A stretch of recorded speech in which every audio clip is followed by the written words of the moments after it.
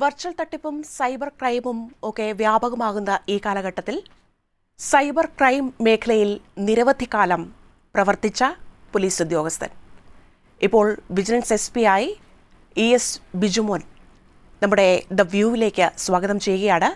സ്വാഗതം. നമസ്കാരം. Digital arrest നമ്മൾ ഈ അടുത്തായി കുറേ അധികം കേൾക്കുന്ന ഒരു ടേമാണ് ഡിജിറ്റൽ അറസ്റ്റ്, വെർച്വൽ അറസ്റ്റ് എന്നൊക്കെ. കണക്കുകൾ പ്രകാരം ഇന്ത്യയിൽ ഏതാണ്ട് 11 മാസത്തിനിടെ 11,000-ലധികം കോടിയാണ് രൂപയുടെ നഷ്ടം സംഭവിച്ചതായി, അല്ലെങ്കിൽ അത്രയും രൂപ ഇന്ത്യയിൽ നിന്ന് തന്നെ മാത്രമാണ് ഈ രാജ്യത്ത് തന്നെ നഷ്ടപ്പെട്ടതായി കണക്കുകൾ വ്യക്തമാക്കുന്നത്. എന്താണ് വെർച്വൽ അറസ്റ്റ്? ഈ ടേം എന്താണ്? ആദ്യമേ തന്നെ പറയാവുന്നത്, ഇങ്ങനെ ഇന്ത്യയിൽ ഒരു നിയമപരമായിട്ട് അങ്ങനെ ഒരു വെർച്വൽ അറസ്റ്റ് എന്നുള്ളത് ഇല്ല എന്നാണ് ആദ്യമേ മനസ്സിലാക്കേണ്ടത്. ഡിജിറ്റൽ അറസ്റ്റ്, വെർച്വൽ അറസ്റ്റ് എന്ന് പറയുന്നത് ഇന്ത്യൻ നിയമ സംവിധാനത്തിൽ ഒരിടത്തും പറഞ്ഞിട്ടുള്ളൊരു കാര്യമല്ല. അപ്പോൾ പോലീസ് അല്ലെങ്കിൽ ഏതെങ്കിലും ഒരു ഏജൻസികൾ അറസ്റ്റ് ചെയ്യുന്നത് ഒരു കേസിൽപ്പെട്ടിട്ടുള്ളവരെ ആയിരിക്കും. അതിന് നമ്മളുടെ ഇവിടെ ഫിസിക്കലായിട്ടുള്ള അറസ്റ്റുകൾ മാത്രമാണ് നിലവിൽ നമ്മുടെ ഇന്ത്യൻ നിയമം അനുസരിച്ചിട്ടുള്ളത്. അപ്പോൾ അതുകൊണ്ട് ആ വാക്ക് കേൾക്കുമ്പോൾ തന്നെ നിങ്ങളെ ഒരാൾ ഞാൻ വെർച്വലി അറസ്റ്റ് ചെയ്തിരിക്കുകയാണ്, ഡിജിറ്റലി അറസ്റ്റ് ചെയ്ത് നിർത്തിയിരിക്കുകയാണെന്ന് പറയുമ്പോൾ തന്നെ ഇത് തട്ടിപ്പാണ്, ഇതൊരു സ്കാമാണെന്ന് മനസ്സിലാക്കി അതിൽ ആ കോൾ കട്ട് ചെയ്ത് അവിടെ നിന്ന് പിൻവലിക്കുക എന്നുള്ളതാണ് പ്രാഥമികമായിട്ട് നമുക്ക് ഇതിനകത്ത് ചെയ്യാവുന്നത്. നമ്മുടെ നിയമ സംവിധാനത്തിൽ അങ്ങനെ ഇല്ല, ഡിജിറ്റൽ അറസ്റ്റ് എന്ന് പറയുന്നൊന്നുമില്ല. പക്ഷേ ഇപ്പം നമുക്കറിയാം, ഇപ്പം നമ്മൾ ഏറ്റവും കൂടുതൽ ഇപ്പോൾ ഈ കേട്ടുകൊണ്ടിരിക്കുന്ന വാക്കാണ് ഡിജിറ്റൽ അറസ്റ്റ്. ആളുകൾ പലരും പേടിച്ചുകൊണ്ടും ഭയപ്പെട്ടും ഒക്കെ നമ്മളെല്ലാ ദിവസവും TV-യിലും പത്രത്തിലും ഒക്കെ ആയിട്ട് കാണുന്നുണ്ട്. പലരുടെയും കയ്യിൽ നിന്ന് ലക്ഷക്കണക്കിന് രൂപ അല്ലെങ്കിൽ കോടിക്കണക്കിന് രൂപ നഷ്ടപ്പെട്ടുകൊണ്ടിരിക്കുന്നതായിട്ട്. ഈ തട്ടിപ്പ് സംഘം ഉപയോഗിക്കുന്ന ഒരു വാക്ക് പലപ്പോഴും എന്താണെന്ന് ചോദിച്ചു കഴിഞ്ഞാൽ, നമ്മുടെ ഫോണിലേക്ക് ഒരു കോള് വരുന്നു.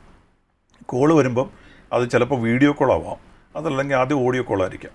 ആ വീഡിയോ കോളിലാണെന്നുണ്ടെങ്കിൽ ആദ്യം ഓഡിയോ കോൾ വന്നിട്ട് പറയുന്നത് നിങ്ങളുടെ നമ്പരും ഫോൺ നമ്പരും ചോദിക്കുമ്പം ഈ ഫോൺ നമ്പർ ആധാർ നമ്പരും അല്ലെങ്കിൽ പേരും ഒക്കെ പറയും. അപ്പോൾ ഈ ആധാർ നമ്പരും പേരും ഫോൺ നമ്പരും ഒക്കെ പറഞ്ഞ് ഇത് നിങ്ങളുടെ അല്ലേന്ന് ചോദിച്ചു കഴിഞ്ഞതിന് ശേഷം പറയും നിങ്ങളുടെ ഫോൺ നമ്പർ ഉപയോഗിച്ചുകൊണ്ട് അല്ലെങ്കിൽ ആധാർ നമ്പർ ഉപയോഗിച്ചുകൊണ്ട് ഒരു പാഴ്സൽ അയച്ചിട്ടുണ്ട്. ആ പാഴ്സലിനകത്ത് മയക്കുമരുന്നുണ്ടായിരുന്നു, MDMA ഉണ്ടായിരുന്നു, അല്ലെങ്കിൽ ഏതെങ്കിലും നാർക്കോട്ടിക് കണ്ടൻറ്റ് ഉണ്ടായിരുന്നു. അതുകൊണ്ട് അത് കസ്റ്റംസ് പിടിച്ചു വെച്ചിരിക്കുകയാണ്. അതുകൊണ്ട് ഞങ്ങൾ ഈ കോള് കസ്റ്റംസിലേക്ക് കൊടുക്കാമെന്ന് പറയും. അപ്പോൾ സ്വാഭാവികമായിട്ട് ആദ്യം നമ്മൾ വിചാരിക്കും ഇങ്ങനെ ഒരു സംഭവം ഉണ്ടോ, ഇല്ലയെന്ന് പറഞ്ഞാലും പറയും കോള് കസ്റ്റംസിന് സംസാരിക്കും. അപ്പോൾ കസ്റ്റംസ് എന്നുള്ള നിലയിൽ പിന്നത്തെ കോൾ വരുന്നത് അവർ ചിലപ്പോൾ ഒരു വീഡിയോ കോളിലായിരിക്കും വരുന്നത്. ഓഫീസ് കാണിക്കുന്നത് കസ്റ്റംസ് ഓഫീസിൽ നിന്നായിരിക്കും. ഈ പേരുകൾ പലതും മാറിക്കൊണ്ടിരിക്കും. ചിലപ്പോൾ അത് കസ്റ്റംസ് മാറും, ചിലപ്പോൾ അത് മുംബൈ പോലീസ് എന്ന് പറയും, ചിലപ്പോൾ അത് ഡൽഹി പോലീസ് എന്ന് പറയും, ചിലപ്പോൾ അത് CBI ഓഫീസ് എന്ന് പറയും. അങ്ങനെ വിവിധ ഓഫീസുകൾ എന്നാണ് പറയുന്നത്. അപ്പോൾ അത് ഏത് പേരാണോ പറയുന്നത് അതിൻ്റെ രൂപത്തിലുള്ള ഒരു ബാക്ക്ഗ്രൗണ്ട് കാണും. യൂണിഫോംഡ് ആയിട്ടുള്ള ഓഫീസേഴ്സ് ആയിരിക്കും വീഡിയോ കോളിൽ വരുന്നത്. അപ്പോൾ അവർ പറയുന്നു നിങ്ങളുടെ അക്കൗണ്ട് ഉപയോഗിച്ചിരിക്കുകയാണ്, അപ്പോൾ ഇങ്ങനെ ഒരു പാഴ്സൽ അയച്ചു, ഇതിൽ തട്ടിപ്പ് അല്ലെങ്കിൽ നാർക്കോട്ടിക് കണ്ടെത്തി. അപ്പോൾ നമ്മൾ പറയുന്നത് അങ്ങനെ ചെയ്തിട്ടില്ല എന്ന് പറയുന്നു. അപ്പം ഒന്നുകൂടെ നമ്മളോട് കൺഫേം ചെയ്യാൻ പറയും, നിങ്ങളുടെ ആധാർ നമ്പർ ഉണ്ടെങ്കിൽ എടുത്ത് കാണിക്കാൻ പറയും. അപ്പോൾ പലപ്പോഴും നമ്മൾ എന്താ ചോദിച്ചാൽ പെട്ടെന്ന് തന്നെ ആധാർ എടുത്ത് കാണിക്കും. ഇവരുടെ കയ്യിൽ യഥാർത്ഥത്തിൽ ആധാർ കാണത്തില്ല. അപ്പം നമ്മളുടെ ഈ ആധാർ കാണിച്ചു കൊടുക്കുന്നതോടെ അവർക്ക് വീണ്ടും ആധാർ ഡീറ്റെയിൽസ് കിട്ടുകയാണ്. അതുപോലെ നമ്മുടെ അഡ്രസ്സും ഡീറ്റെയിൽസും ഒക്കെ പറഞ്ഞു. അപ്പോൾ ഒരു കാര്യം ചെയ്യും, നിങ്ങളുടെ അല്ല ചെയ്തിട്ടുള്ളെങ്കിൽ ഞാനിതിൻ്റെ അന്വേഷണ ഉദ്യോഗസ്ഥന് കൊടുക്കാമെന്ന് പറഞ്ഞു വേറൊരു ഉദ്യോഗസ്ഥൻ ഈ വീഡിയോ കോളിൽ വരുന്നു. അവർ പറയുന്നു ഒരു കാര്യം ചെയ്യും, നിങ്ങൾ ഈ പറഞ്ഞ കാര്യങ്ങൾ ശരിയാണെന്ന് കോടതി പ്രൂവ് ചെയ്യണം. അതുവരെ ഇതിന് നിങ്ങളുടെ അക്കൗണ്ടിലുള്ള കാര്യങ്ങൾ, അപ്പോൾ നിങ്ങളുടെ അക്കൗണ്ടല്ല ഇതിൻ്റെ ഭാഗമായിട്ട് ഫ്രീസ് ചെയ്യും. അതുകൊണ്ട് താൽക്കാലികമായിട്ട് നിങ്ങളുടെ അക്കൗണ്ടിലെ പൈസ ഞങ്ങൾ പറയുന്ന അവരുടെ അക്കൗണ്ടിലേക്ക്, അത് കോടതി മോണിറ്റർ ചെയ്യുന്ന ഒരു അക്കൗണ്ടാണ്, അല്ലെങ്കിൽ CBI നോക്കുന്ന ഒരു അക്കൗണ്ടാണ്, അല്ലെങ്കിൽ റിസർവ് ബാങ്കിൻ്റെ കീഴിലൊരു അക്കൗണ്ടാണ്, അതിലേക്ക് മാറ്റിയിടണമെന്ന് പറയും. അങ്ങനെ പറഞ്ഞ് നമ്മളുടെ അക്കൗണ്ടിലെ പൈസ അങ്ങോട്ട് ട്രാൻസ്ഫർ ചെയ്യാൻ ശ്രമിപ്പിക്കും. ചില ആളുകൾ ഇത് കേസിൽ നിന്ന് പോകണമല്ലോ എന്ന് പറയും. ഇപ്പം ഇവരുടെ ഒരു ടെക്നിക്ക് എന്താണെന്ന് ചോദിച്ചാൽ ഈ ഫോൺ കോൾ കട്ട് ചെയ്യരുതെന്ന് പറയും. വേറെ ആരോടും സംസാരിക്കാൻ പാടില്ല, നിങ്ങൾ ഓൾറെഡി വെർച്വൽ അറസ്റ്റാണ്, നിങ്ങൾക്ക് ഇവിടുന്ന് മൂവ് ചെയ്യാൻ പാടില്ല, ക്യാമറ ഓഫ് ചെയ്യരുത് എന്നൊക്കെ പറയും. പെട്ടെന്ന് പേടിക്കും, പാനിക്കാവുന്ന ആളുകൾ പലരും ഇത് പേടിച്ച് പുറത്ത് പറയാതെ ഇങ്ങനെ കണ്ടിന്യൂ ചെയ്യും. ഇപ്പം ചിലർ പറയും ഈ അക്കൗണ്ട് മാറ്റുന്ന കൂടാതെ ചിലർ പറയും നിങ്ങൾ ഉൾപ്പെട്ടിട്ടില്ല എന്ന് ഏകദേശം ഞങ്ങൾക്ക് മനസ്സിലായി, പക്ഷേ എന്തായാലും നിങ്ങളുടെ പേരൊക്കെ FIR-ലായി പോയിട്ടുണ്ട്, ഇനിയിപ്പോൾ ഇത് ഒഴിവാക്കണമെന്നുണ്ടെങ്കിൽ വേറൊരു സീനിയർ ഓഫീസറുണ്ട്, അദ്ദേഹത്തിന് കൊടുക്കാമെന്ന് പറയും. അദ്ദേഹം പറയും ശരി, ഒരു കാര്യം ചെയ്യാം, ഞങ്ങൾ പറയുന്നൊരു എമൗണ്ട് തൽക്കാലത്തേക്ക് തന്നു കഴിഞ്ഞാൽ ഇതിന് ഒഴിവാക്കാം, ഒരു ഫൈൻ എമൗണ്ട് എന്നൊക്കെ പറയും. ഒരു കേസിൽപ്പെട്ടാൽ ഫൈൻ അടച്ചാൽ ഒഴിവാകില്ല എന്നൊക്കെ നമുക്ക് ആദ്യമേ മനസ്സിലാക്കണം. കാരണം FIR സ്റ്റേജ് ആണെങ്കിൽ പോലും അങ്ങനെ ഒരു ഏജൻസിയും പൈസ ചോദിച്ചുകൊണ്ട് കേസ് ക്ലോസ് ചെയ്യത്തുമില്ല. പക്ഷേ അവർ പറയുന്ന ഗൂഗിൾ പേയിലേക്കോ അല്ലെങ്കിൽ വെർച്വൽ ഏതെങ്കിലും അക്കൗണ്ടിലേക്ക് പൈസ ഇടാൻ പറയും. അപ്പോൾ ഇങ്ങനെ അറസ്റ്റ് ചെയ്ത് നിർത്തിക്കൊണ്ടുള്ള സംവിധാനമാണ്. അത് അവർ പറയുന്ന ഓപ്ഷൻസ് പലതാണ്. ഒന്ന് പറയുന്നത് നിങ്ങളുടെ ഫോൺ നമ്പർ ഉപയോഗിച്ചുകൊണ്ട് ഏതെങ്കിലും ആൻറ്റി നാഷണൽ ആയിട്ടുള്ള കാര്യങ്ങൾ ചെയ്തിട്ടുണ്ട്, അതല്ലെങ്കിൽ ജെയിൻ ഹവാല തട്ടിപ്പുമായിട്ട് നിങ്ങളുടെ അക്കൗണ്ട് ലിങ്ക് ചെയ്യപ്പെട്ടിട്ടുണ്ട്. അപ്പം ഹവാല മണി നിങ്ങളുടെ അക്കൗണ്ടിൽ ട്രാൻസ്ഫർ ചെയ്തിട്ടുണ്ട്. അപ്പം നമ്മളില്ലെന്ന് പറഞ്ഞാലും പറയും കുറേ പൈസ നിങ്ങളുടെ അക്കൗണ്ടിലാണ്. അപ്പം കൂടുതൽ നമ്മളോട് അക്കൗണ്ട് ഡീറ്റെയിൽസ് ചോദിക്കും. പലപ്പോഴും നമ്മൾ എന്തെങ്കിലും ചോദിച്ചു വരുമ്പോഴത്തേക്കും ഏതെങ്കിലും FD അക്കൗണ്ട് ഉണ്ടോ എന്നൊക്കെ ചോദിക്കും. ഉണ്ടെന്ന് പറയും. അങ്ങനെയാണെങ്കിൽ ആ വിവരം കിട്ടിക്കഴിയുമ്പോൾ അവർ പറയും ഒരു കാര്യം ചെയ്യും, നിങ്ങളുടെ അക്കൗണ്ട് ഡീറ്റെയിൽസ് എല്ലാം ഒന്ന് ഷോ ചെയ്യാൻ പറയും. നമ്മളിതെല്ലാം കാണിക്കാൻ പറയും. ഇതിൽ ഈ പറഞ്ഞിരിക്കുന്ന അക്കൗണ്ടിലെ എമൗണ്ട് ഒരു ട്രാൻസാക്ഷൻ വന്നിരിക്കുന്നത് ഈ പറഞ്ഞ ഹവാല ട്രാൻസാക്ഷനാണ്. അപ്പം നിങ്ങളെ മണി ലോണ്ടറിങ് ആക്ട് അനുസരിച്ചിട്ടുള്ള കേസുണ്ട്.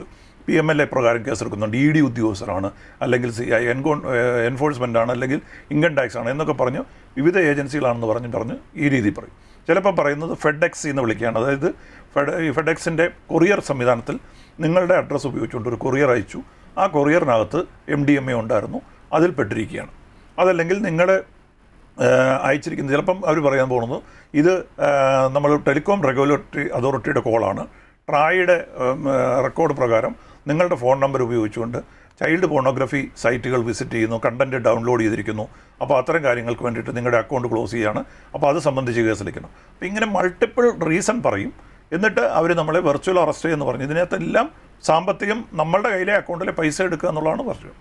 അപ്പോൾ ഇവിടെ എല്ലാം നമ്മൾ ആദ്യം മനസ്സിലാക്കി, തുടക്കത്തിൽ ഞാൻ പറഞ്ഞ കാര്യം തന്നെയാണ്, വെർച്വൽ അറസ്റ്റ് എന്ന് പറഞ്ഞൊരു സംവിധാനമില്ല. അപ്പോൾ അതിലൊരിക്കലും നമ്മൾ പേടിച്ച് അതിൻ്റെ പുറകെ പോകരുത്. ഇങ്ങനെ ഒരു കോൾ വന്നാൽ ഈ വീഡിയോ കോളിനൊന്നും നമ്മൾ നിന്ന് കൊടുക്കേണ്ട കാര്യമില്ല. നമുക്ക് പരിചയമില്ലാത്ത നമ്പറിൽ നിന്ന് വന്ന വീഡിയോ കോളുകൾ നമ്മൾ അറ്റൻഡ് ചെയ്യാതെ തന്നെ ആ കോള് കട്ട് ചെയ്യുക, വന്ന നമ്പർ നോട്ട് ചെയ്യുക. ഈ വന്ന നമ്പർ നോട്ട് ചെയ്തിട്ട് ഇവർ തുടർന്ന് മറ്റു നമ്പറിൽ നിന്നൊക്കെ വിളിക്കുമായിരിക്കും. ആ നമ്പർ നമ്മൾ റിപ്പോർട്ട് ചെയ്യാനായിട്ട് ഇപ്പോൾ സംവിധാനമുണ്ട്. നമുക്ക് cybercrime.gov.in എന്നുള്ള പോർട്ടലിൽ റിപ്പോർട്ട് ചെയ്യാം. 1930 വിളിച്ച് ലോഗിൻ ചെയ്ത വിവരം കൊടുക്കാം. അപ്പോൾ അങ്ങനെ ഇത്തരം കോളുകൾ വന്നു കഴിഞ്ഞാൽ ഈ പറഞ്ഞ രീതിയിൽ ട്രായുടെ കോൾസ് വന്നു വരും. അല്ലെങ്കിൽ FedEx എന്ന് വിളിക്കുകയാണെന്ന് പറയും. അതല്ലെങ്കിൽ customs, CBI, income tax, ED, Mumbai police, അപ്പോൾ ഇങ്ങനെ വിവിധ ഏജൻസികൾ എന്നുള്ള രീതിയിൽ നമ്മൾ ചിലപ്പോൾ യൂണിഫോമിലിട്ട പോലീസിനെ കാണും. പോലീസ് സ്റ്റേഷൻ്റെ ഷേപ്പുകളുള്ള ബിൽഡിങ്ങുകൾ കാണും. ചില സ്ഥലങ്ങളിൽ കോടതിയിലേക്ക് വരെ ഒരു റെഫർ ചെയ്യും നമ്മളെ. ഇപ്പം ഇവിടെ നമ്മുടെ തിരുമേനയുടെ കേസ് അറിയായിരിക്കും. അതിനകത്ത് കുർലോസ് തിരുമേനയുടെ കേസിനകത്ത് അദ്ദേഹത്തോട് പറഞ്ഞത് കോടതിയിലേക്ക് കൊണ്ടുപോകാണെന്ന് പറഞ്ഞിട്ട് ഒരു കോടതി വേഷത്തിൽ കുറേ ആളുകൾ ഇരുന്നിട്ട് ക്വസ്റ്റ്യൻ ചെയ്ത്, അപ്പോൾ നിങ്ങളുടെ കേസ് നിങ്ങൾ പറയുന്നത് ഏകദേശം തോന്നുന്നു, അപ്പോൾ നിങ്ങളുടെ നിരപരാധിത്വം തെളിയുന്നത് വരെ ഈ പറഞ്ഞ പൈസ തൽക്കാലം വേറൊരു അക്കൗണ്ടിലേക്ക് സുപ്രീം കോടതിയുടെ മോണിറ്ററിംഗിൽ ഇട്ടിട്ടെന്ന് പറഞ്ഞ്. അപ്പോൾ അങ്ങനെ വരെ നമ്മളെ എത്തിക്കും. പക്ഷേ നമ്മൾ ആദ്യമേ മനസ്സിലാക്കേണ്ടത് ഈ ഒരു സംവിധാനം ഇല്ല എന്ന് മനസ്സിലാക്കിക്കൊണ്ട് ഇത്രയും മുമ്പോട്ട് നിന്ന് കൊടുക്കേണ്ട കാര്യമില്ല. നമ്മൾ ഫോൺ കോൾ കട്ട് ചെയ്താൽ ഒന്നും സംഭവിക്കാൻ പോകുന്നത്. കാരണം നമ്മൾ നാട്ടിലാണ് നിൽക്കുന്നത്. ഇപ്പോൾ ഇവിടെ നിൽക്കുന്ന ഒരാളെ അറസ്റ്റ് ചെയ്യണമെങ്കിൽ കേരളത്തിൽ വന്നിട്ടല്ലേ ഒരാളെ അറസ്റ്റ് ചെയ്യാൻ പറ്റുള്ളൂ. അതിനകത്ത് കേരള പോലീസിൻ്റെ ഒരു ഇൻവോൾവ്മെൻറ്റ് വേണം. അപ്പോൾ തീർച്ചയായിട്ടും നമ്മൾ ചെയ്യാത്തൊരു കാര്യത്തിന് വേണ്ടിയിട്ട് നമ്മളെ ഇങ്ങനെ വിളിച്ചു കഴിഞ്ഞാൽ നമ്മളതിന് റെസ്പോണ്ട് ചെയ്യാതെ മുമ്പോട്ട് പോകുക എന്നുള്ളതാണ് പ്രധാനമായിട്ട് ചെയ്യുന്നത്. എന്തുകൊണ്ടാണ് ഈ മലയാളികൾ ഇത്രയും അധികം ഇങ്ങനെ ഈ തട്ടിപ്പ് വാർത്തകൾ ഇന്നുകൂടി വന്നു എന്നുള്ളതാണ്. എങ്ങനെയാണ് ഇതിന് ഇരയാക്കപ്പെടുന്നത്? കൂടുതൽ മലയാളികളെ പ്രബുദ്ധരായവരാണല്ലോ കേരളത്തിലുള്ള ആളുകൾ. എങ്ങനെയാണ് അങ്ങനെ സംഭവിക്കുന്നത്? നമ്മുടെ ഇത് പലപ്പോഴും നമ്മളെന്താ വെച്ചാൽ ഇതൊരു സെക്കൻഡ് തിങ്കിങ്ങിനുള്ള ടൈം ഇല്ലാതെയാണ് ഇവരുടെ ഒരു തട്ടിപ്പ് സംഘം പ്രവർത്തിക്കുന്നത്. അവർ വളരെ കൺവിൻസിങ് ആയിട്ട് സോഷ്യൽ എഞ്ചിനീയറിംഗ് ടെക്നിക്ക് ഇതാണ്. അപ്പം നമുക്ക് പെട്ടെന്നൊരു കോൾ വരുന്നു, സ്വാഭാവികമായിട്ടും വിളിക്കുന്നൊരു പോലീസ് ഓഫീസറാണെന്ന് പറയുമ്പോഴത്തേക്കും നമ്മുടെ ഒരു തിരിച്ച് ക്വസ്റ്റ്യൻ ചെയ്യാനായിട്ടൊരു ടെൻഡൻസി കുറവാണ്.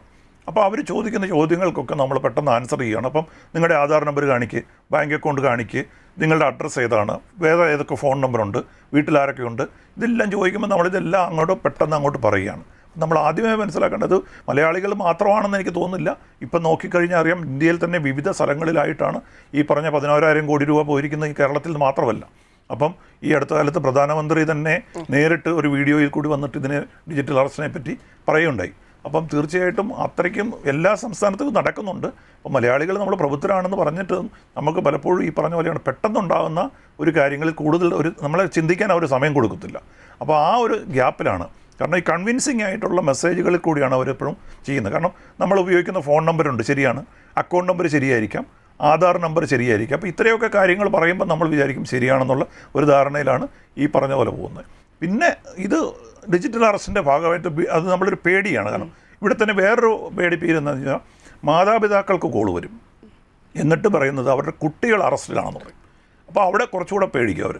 അതായത് നിങ്ങളുടെ കുട്ടികളെ ഒരു മയക്കുമരുന്ന് കേസിൽ, ഇപ്പോൾ കഴിഞ്ഞ ദിവസം എൻ്റെ ഒരു സുഹൃത്തുക്കളെ വിളിച്ച് അവരുടെ കുട്ടിയെ ഒരു മയക്കുമരുന്ന് കേസിൽ പിടിച്ച് അറസ്റ്റ് ചെയ്ത് നിർത്തിയിരിക്കുകയാണ് എന്ന് പറഞ്ഞ് വിളിക്കുമ്പോൾ പേരൻ്റ് പെട്ടെന്ന് പാനിക്കാവും. കാരണം കുട്ടി പുറത്ത് പഠിക്കുകയാണ്. അപ്പോൾ സ്വാഭാവികമായിട്ടും അവനെ വിളിച്ചിട്ട് കിട്ടുന്നുമില്ല. അപ്പോൾ അതിന് ചോദിക്കുന്നത് അത് അവൻ ഉൾപ്പെട്ടിട്ടില്ല എന്ന് ഇവർ തർക്കിക്കും പറയുകയാണ്. അത് അവൻ്റെ കൂടെ 2-3 കൂട്ടുകാരും ഉണ്ടായിരുന്നു. അപ്പോൾ ഇവരെല്ലാം കൂടെയുള്ള ഗാങ്ങാണ്. അപ്പോൾ ഇവൻ പെട്ടിട്ടില്ല എന്ന് ഞങ്ങൾക്ക് ഏതാണ്ട് മനസ്സിലായി. പക്ഷേ അവൻ ഈ കേസിൽ പെട്ട് നിൽക്കുകയാണ്. ഇനിയിപ്പോൾ അവനെ ഒഴിവാക്കണമെന്നുണ്ടെങ്കിൽ ഒരു കാര്യം പറഞ്ഞ് സീനിയർ ഓഫീസറോട് സംസാരിക്കട്ടെ എന്ന് പറഞ്ഞാൽ ആ ഓഫീസർ സംസാരിക്കുന്നു. ഇമ്മീഡിയറ്റ് ആയിട്ട് 1 ലക്ഷം രൂപ അവർ പറയുന്നത് ഗൂഗിൾ പേയിലേക്ക് ഇട്ട് കൊടുക്കാൻ പറയും. അപ്പം ഗൂഗിൾ പേയിലേക്ക് ഇട്ട് കൊടുക്കാൻ പറഞ്ഞപ്പോൾ ഇവരുടെ ഫോണിൽ ആ സമയത്ത് ഗൂഗിൾ പേ വർക്ക് ചെയ്യാത്തൊരു ഗ്യാപ്പ് കിട്ടിയ സമയത്ത് അവർ വിളിച്ചു എന്നടുത്ത് സംസാരിച്ചു. അപ്പോൾ തന്നെ ഞാൻ സ്റ്റോപ്പ് ചെയ്യിപ്പിച്ചു. പക്ഷേ അപ്പോൾ മനസ്സിലാക്കേണ്ടത് കുട്ടികൾ അറസ്റ്റിലാണെന്ന് പറയുമ്പോഴത്തേക്കും എങ്ങനെയെങ്കിലും അവരെ രക്ഷിച്ചെടുക്കാനുള്ള ഒരു പേരൻസിൻ്റെ വ്യഗ്രത എന്നുള്ള ആ രീതിയും കൂടിയാണ് ഇവർ പലരും. ആ സമയത്ത് പലപ്പോഴും വിളിച്ചാൽ ചിലപ്പോൾ കുട്ടികൾ വല്ല കോളേജിലോ ക്ലാസ്സിലോ ആണെങ്കിൽ കിട്ടണമെന്നുമില്ല. അപ്പോൾ അങ്ങനത്തെ ഒരു സംവിധാനത്തിൽ കൂടെ ഉണ്ട്. പിന്നെ ഉള്ളതെന്ന് വെച്ചാൽ നമ്മളുടെ ഒരു എപ്പോഴും നമുക്കൊരു ഗ്രീഡ് ഉണ്ട്. അപ്പോൾ ഈ പല തട്ടിപ്പുകളും ഇതിൻ്റെ കൂട്ടത്തിൽ വരുന്നത് സാമ്പത്തിക തട്ടിപ്പുകളും നമ്മൾ അപ്രതീക്ഷിതമായിട്ട് കിട്ടുന്ന വലിയ ഇൻകം, നമുക്ക് ചിലവില്ലാതെ കിട്ടുന്ന പൈസ എന്നുള്ള നിലവിൽ ആ രീതിയിൽ പോകുന്നപ്പോഴും നമ്മൾ തട്ടിപ്പിലേക്ക് അറിയാതെ ഇരയായിപ്പെടുന്നുണ്ട്. ഈ തട്ടിപ്പിന് പിന്നിൽ വൻ സംഘം, ഈ ഉറവിടം കണ്ടെത്താൻ പരിധിയുണ്ടോ അതിന്? തട്ടിപ്പിൻ്റെ പിന്നിൽ ഉറവിടം എന്ന് പറയുന്നത് ഇത് പല രീതിയിലാണ്. അവരിപ്പോൾ ഒരു നോർത്ത് ഇന്ത്യയിലൊക്കെയാണ് കൂടുതലും ഈ സംഘങ്ങൾ കൂടുതലും കേന്ദ്രീകരിക്കുന്നത്. പക്ഷേ അതിനകത്ത് ഇപ്പം കേരളത്തിലുള്ള ആളുകളെ അവർ ഇതിനകത്ത് ഉൾക്കൊള്ളിക്കുന്നുണ്ട്. മലയാളികളൊക്കെ പലയിടത്തും റിക്രൂട്ട് ചെയ്യുകയാണ്. അവരിപ്പം പഴയ പോലെ ഇതൊരു ഓർഗനൈസ്ഡ് സ്ട്രക്ചറായിട്ട് അവർ മൂവ് ചെയ്തിരിക്കുകയാണ്. അപ്പോൾ അതിന് ഒരു കുറേ വിവിധ ഭാഷകൾ അറിയാവുന്നവരെ അവർ റിക്രൂട്ട് ചെയ്ത് നിർത്തിക്കൊണ്ട്, കാരണം ഈ സംസാരിക്കുമ്പം ചിലർക്ക് ഇംഗ്ലീഷും ഹിന്ദിയും മനസ്സിലാകുന്നുണ്ട്. ലോക്കൽ ലാംഗ്വേജ് വരുമ്പം ആ ലാംഗ്വേജ് അറിയാവുന്നവരെ വരെ അവർ നിർത്തിയിട്ടുണ്ട്. അപ്പോൾ അങ്ങനെ അവരൊരു നിൽക്കുന്നുണ്ട്. അപ്പം നമുക്ക് ഉറവിടത്തിലേക്ക് എത്താൻ പറ്റുന്നുണ്ട്. പക്ഷേ ഈ പൈസയുടെ തിരിച്ചു പിടിക്കലാണ് പലപ്പോഴും നമുക്ക് ബുദ്ധിമുട്ടുണ്ടാക്കുന്നത്. കാരണം ഇന്ത്യയിൽ നിന്ന് പുറത്തേക്ക് ചിലപ്പോൾ ഈ ഫണ്ട് പോകും. അപ്പോൾ ഇന്ത്യയിൽ ഏതെങ്കിലും ഒരു ബാങ്കിലാണെന്നുണ്ടെങ്കിൽ നമുക്കത് ഫ്രീസ് ചെയ്ത് റിവേഴ്സ് ചെയ്യാനുള്ള സാധ്യതയുണ്ട്. ഇവർ പലപ്പോഴും എന്താണെന്ന് ചോദിച്ചാൽ ഒരു സ്റ്റെപ്പ് 2 സ്റ്റെപ്പ് കഴിയുമ്പോഴത്തേക്കും ഇന്ത്യക്ക് വെളിയിലേക്ക് ഇപ്പോൾ കംബോഡിയ, ഫിലിപ്പൈൻസ് അങ്ങനെ പല സ്ഥലങ്ങളിലേക്കൊക്കെ ഈ ഫണ്ടുകൾ പോകുന്നതായിട്ട് കാണുന്നുണ്ട്. വെർച്വൽ കറൻസിയിലേക്ക് ഇവർ ഫണ്ട് ട്രാൻസ്ഫർ ചെയ്യിക്കും.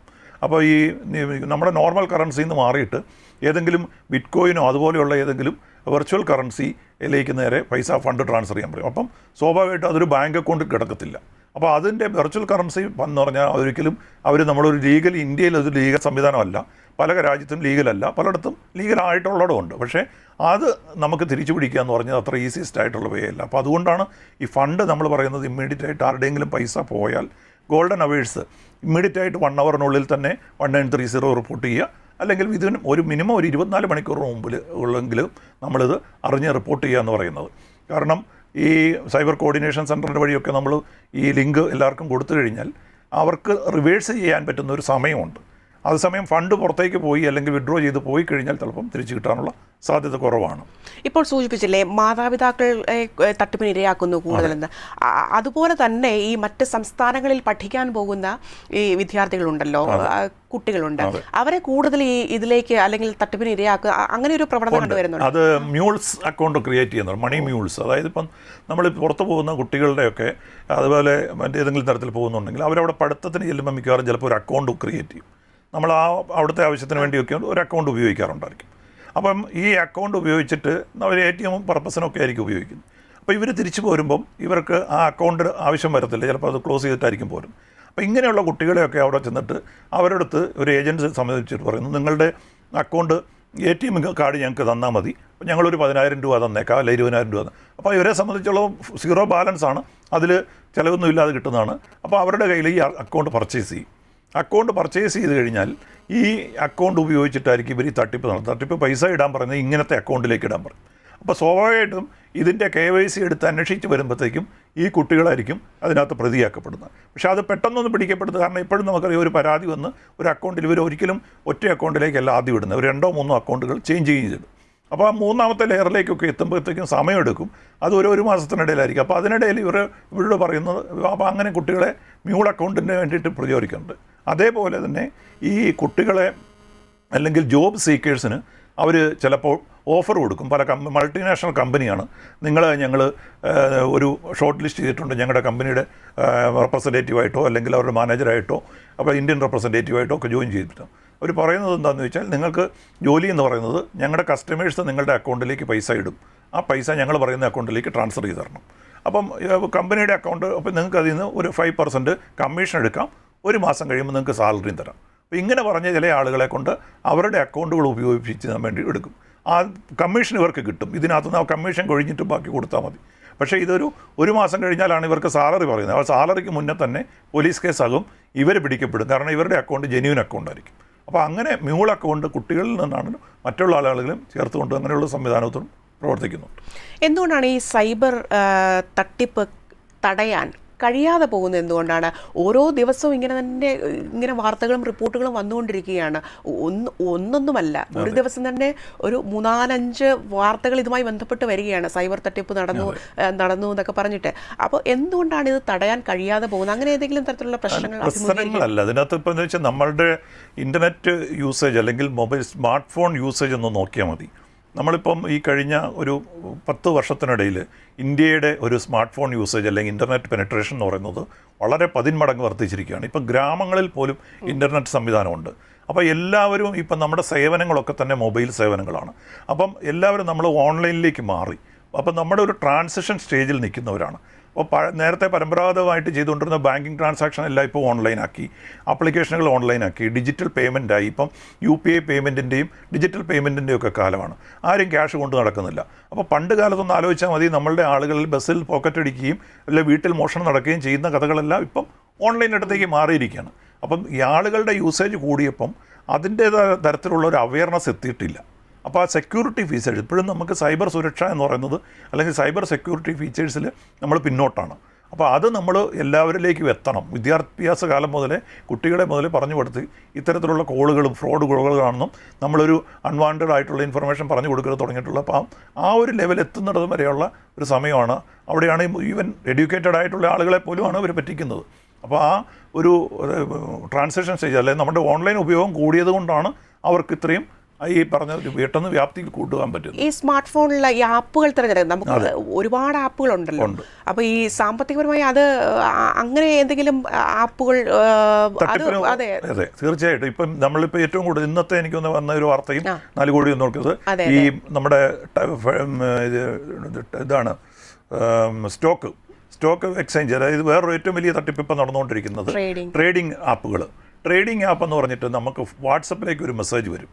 അപ്പം എനിക്കും കഴിഞ്ഞ ദിവസം നേരിട്ട് കിട്ടി ഒരു മെസ്സേജ് വരുന്നത്. അവർ പറയുന്നത് നിങ്ങൾ ഇത് വളരെ ഞങ്ങളുടെ ജെന്യൂനായിട്ടുള്ള പോർട്ട്ഫോളിയോ മാനേജേഴ്സ് ഉണ്ട്, അപ്പോൾ അവരിതെല്ലാം കൂടെ നോക്കിയിട്ട് ഇത് കൃത്യമായിട്ട് നിങ്ങൾക്ക് അഡ്വൈസ് തരും. അപ്പോൾ നിങ്ങൾക്ക് കൃത്യമായിട്ട് മിനിമം 30 മുതൽ 100% വരെ റിട്ടേൺ കിട്ടുന്ന രീതിയിലുള്ള ഇൻവെസ്റ്റ്മെൻ്റ് ആണ്.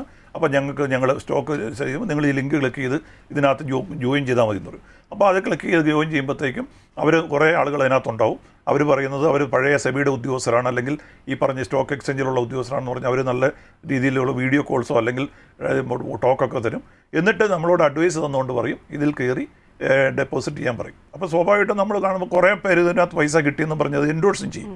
ഇത് കണ്ട് നമ്മൾ ഈ ആപ്പ് ഇൻസ്റ്റാൾ ചെയ്ത് നമ്മൾ ഇതിലേക്ക് കയറുമ്പോൾ നമുക്ക് സ്റ്റോക്ക് വാങ്ങാൻ പറ്റും. സ്റ്റോക്കിൻ്റെ ഇത് കാണിക്കാൻ നോക്കുക ഉണ്ടാകും, എമൗണ്ട് ഇൻക്രീസ് ചെയ്യുന്നതൊക്കെ കാണിക്കും. പക്ഷേ ഇതൊരു ഫേക്ക് ആപ്പായിരിക്കും. യഥാർത്ഥത്തിൽ ഒരു വാട്സപ്പ് വഴി കിട്ടുന്ന ഇത്തരത്തിൽ വരുന്ന ആപ്പുകൾ അല്ലെങ്കിൽ ലിങ്ക് വഴി ക്ലിക്ക് ചെയ്തെടുക്കുന്ന ആപ്പുകളൊക്കെ തന്നെ അപകടമാണ്. അത് നമ്മൾ ക്ലിക്ക് ചെയ്ത് പോകുമ്പോൾ നമ്മുടെ പൈസ പോകും. പിന്നെ സ്മാർട്ട് ഫോണിലെ ആപ്പിൻ്റെ കാര്യം, നമ്മൾ ബിൽട്ടിനായിട്ട് നമ്മുടെ കയ്യിലുള്ള ആപ്ലിക്കേഷൻ അല്ലാതെ ഏത് തേർഡ് പാർട്ടി ആപ്പ് ഇൻസ്റ്റാൾ ചെയ്യുമ്പോഴും അതിൻ്റെ ഒരു സെക്യൂരിറ്റി ഏതാണെന്ന് നോക്കണം. ഇതെന്ത് പർപ്പസിനുള്ളതാണ്, എന്തൊക്കെ പെർമിഷനാണ് ഇവർ ഈ ആപ്ലിക്കേഷൻ എടുക്കുന്നത്, അതൊക്കെ നമ്മൾ കൊടുക്കേണ്ടത് ആവശ്യമുണ്ടോ. നമ്മുടെ മെസ്സേജ് ഓട്ടോ റീഡിങ് മെസ്സേജ് സംവിധാനമുള്ള പല ആപ്പുകളുമുണ്ട്. അപ്പോൾ അങ്ങനെ വന്നു കഴിഞ്ഞാൽ നമ്മുടെ OTP നമ്മുടെ അനുവാദമില്ലാതെ അവർക്ക് റീഡ് ചെയ്യാൻ പറ്റും, നമ്മളുടെ പാസ്വേഡുകൾ അവർക്ക് റീഡ് ചെയ്യാൻ പറ്റും. അപ്പോൾ അതുകൊണ്ട് അത്തരം മെസ്സേജുകൾ ആപ്ലിക്കേഷൻ ഇൻസ്റ്റാൾ ചെയ്യുന്നതിന് മുമ്പ് ഇത് കൃത്യമായിട്ട് ആപ്പ് സ്റ്റോറിലോ പ്ലേ സ്റ്റോറിൽ നിന്നോ മാത്രം ഡൗൺലോഡ് ചെയ്തെടുക്കുക. ഒരിക്കലും ഒരു ലിങ്ക് വഴിയോ വാട്സപ്പ് കമ്മ്യൂണിക്കേഷൻ വഴിയോ മെസ്സേജ് വഴിയോ കിട്ടുന്ന ലിങ്ക് ക്ലിക്ക് ചെയ്തൊരിക്കലും ആപ്പ് ഇൻസ്റ്റാൾ ചെയ്യരുത്. ഇനി പ്ലേ സ്റ്റോറിലും ഇതിലും ഉണ്ടെന്ന് വിചാരിച്ച് ഇത് ജെന്യൂൻ ആവണമെന്നുമില്ല. അപ്പോൾ അതിൻ്റെ റിവ്യൂവിൽ പോവുക. റിവ്യൂവിൽ പോയി കഴിഞ്ഞാൽ ചിലപ്പോൾ നമുക്കറിയാൻ പറ്റും ആളുകൾ ഇതിനകത്ത് എല്ലാം പോസിറ്റീവ് റിവ്യൂ ആണെങ്കിൽ മനസ്സിലാക്കണം ഇതൊരു പെയ്ഡ് റിവ്യൂ ആയിരിക്കും. അപ്പോൾ അതിൻ്റെ ജെന്യൂൻനെസ് നോക്കിയിട്ട് മാത്രം നമ്മൾ ഇൻസ്റ്റാൾ ചെയ്യുക. ആവശ്യമുള്ള പെർമിഷനുകൾ മാത്രം കൊടുക്കുക, അല്ലാത്തത് നമ്മളതിൽ നിന്ന് ഒഴിവാക്കുക. ഈ സൈബർ അറ്റാക്ക്, സൈബർ ബുള്ളിങ് അത് വലിയൊരു പ്രശ്നമാണ്. അത് അങ്ങനെയുള്ള പരാതികൾ നൽകിയവരുടെ പരാതി പരിഹരിക്കാൻ അത് കാലതാമസം നേരിടുന്നുണ്ടോ എന്നുള്ളതാണ്. എനിക്കറിയാവുന്ന മാധ്യമ സുഹൃത്തുക്കൾ ഉണ്ട്, അവർക്ക് ഇങ്ങനെയുള്ള പ്രശ്നങ്ങൾ നേരിടും. പക്ഷേ അവരുടെ പരാതി കംപ്ലൈൻറ്റ് ഇപ്പോഴും അങ്ങനെ തന്നെ നിൽക്കുകയാണ്. അതിലൊരു ഒരു ഒരു ചലനം ഉണ്ടാവുന്നില്ല, ഒരു ഫോർവേഡ് അതിലൊരു ആ കേസിൽ ഉണ്ടാവുന്നില്ല എന്നുള്ളതാണ്. അങ്ങനെ ഒരു കാലതാമസം നേരിടേണ്ടി വരുന്നു. സൈബർ ബുള്ളിങ് ആൻഡ് സൈബർ സ്റ്റോക്കിങ്ങിലൊക്കെ ഉള്ള പ്രശ്നം എന്താണെന്ന് വെച്ചാൽ, ഇപ്പോഴത്തെ പ്രശ്നം എന്ന് വെച്ചാൽ പലപ്പോഴും എന്ന് വെച്ചാൽ മാസ് ആയിട്ടുള്ള അറ്റാക്കുകളുണ്ട്. ഈ സോഷ്യൽ മീഡിയയിലൊക്കെ വന്നിട്ടുള്ള ഒരു പോസ്റ്റിൻ്റെ അടിയിലുണ്ടാകുന്ന കമൻറ്റുകളും അതിനകത്തുള്ള മെസ്സേജുകൾ കൂടിയുള്ള ബുള്ളിങ്ങുകളുണ്ട്. അപ്പോൾ അതെന്ന് പറയുന്നത് ഒരാളായിരിക്കത്തില്ല, ഒരുപാട് ആളുകളുണ്ടാവും. അതിപ്പം നമുക്കറിയാം ഇതൊരു ഇൻ്റർനെറ്റിൻ്റെ ലോകമാണ്, എവിടെ ഇരുന്നും ആളുകൾക്ക് പോസ്റ്റ് ചെയ്യാം. ഈ പകുതി അക്കൗണ്ടുകളും ഫേക്ക് അക്കൗണ്ടുകളാണ്, യഥാർത്ഥ പേരിലായിരിക്കത്തില്ല കൊടുത്തിരിക്കുന്നത്. ഈ ഇൻ്റർനെറ്റിലെ സോഷ്യൽ മീഡിയ അക്കൗണ്ടിൻ്റെ ഒരു പ്രശ്നം, നമുക്ക് അവരുടെ ഡീറ്റെയിൽസ്, ഒരു മൊബൈൽ ഫോൺ ആണെങ്കിൽ നമുക്ക് ഒരു അഡ്രസ്സ് കിട്ടാനായിട്ട് ഇന്ത്യൻ പ്രൊവൈഡേഴ്സിനോട് നേരിട്ട് ചോദിച്ചാൽ മതി. ഈ സോഷ്യൽ മീഡിയ മുഴുവൻ തന്നെ നമുക്കറിയാം ഇന്ത്യൻ സോഷ്യൽ മീഡിയാസ് അല്ല മുഴുവനുള്ളത്, വിദേശത്തുള്ള കമ്പനികളാണ്. മെറ്റയാണ് കൂടുതലുമില്ല. അപ്പോൾ ഇവരോട് നമ്മൾ റിക്വസ്റ്റ് കൊടുത്തിട്ടാണ് ഈ ഡീറ്റെയിൽസ് കിട്ടുന്നത്. അപ്പോൾ അതിൽ തന്നെ ഫേക്കായിട്ട് അവരെന്തോ ഇൻഫർമേഷൻ കൊടുത്തിരിക്കുന്ന പേരുകളൊക്കെ ആയിരിക്കും നമുക്ക് കിട്ടുന്നത്. ജെന്യുവിൻ ഫോൺ നമ്പർ കൊടുത്തിട്ടുണ്ടാവണമെന്നില്ല. കാരണം ഇതിപ്പോൾ വെരിഫൈ ചെയ്യാനായിട്ട് നമുക്ക് ഏതെങ്കിലും ഒരു OTP കിട്ടുന്ന ഒരു നമ്പർ കൊടുത്താൽ മതി.